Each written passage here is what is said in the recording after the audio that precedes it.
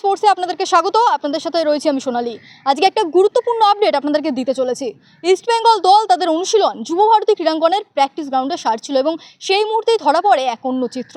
ইজেজারি, আপনারা জানেন যে ইস্ট বেঙ্গলের একেবারে ভরসাযোগ্য একজন ফুটবলার এই মুহূর্তে কিন্তু হয়ে উঠেছেন ইজেজারি, এবং এই ইজেজারি ঠিক অনুশীলন চলাকালীন হঠাৎ করেই কিন্তু দেখা যায় তাকে মাঠ ছাড়তে, তিনি মাঠ ছেড়ে সরাসরি বেরিয়ে আসেন এবং তার সাথে সাথে কিছু সাপোর্ট স্টাফও কিন্তু চলে আসেন এবং তাকে দেখা যায় যে মাঠেরই একপাশে, মাঠের বাইরে একপাশে বসে সাথে সাথে স্পাইক খুলে ফেলতে এবং স্পোর্টস শু তিনি পরে নেন, যে আলাদা শু সেটা কিন্তু পরেন এবং গাড়িতে ওঠেন, উঠে সাথে সাথে বেরিয়ে যান। এবং এই যে প্র্যাকটিসটি চলছে এটি কিন্তু একেবারে ক্লোজ ডোর, যে কারণে এই যে প্র্যাকটিসের কোনো চিত্র বা এই যে ইজেজারি হঠাৎ করে বেরিয়ে গেল, এই চিত্র আমরা এই মুহূর্তে আপনাদের সামনে আনতে পারছি না।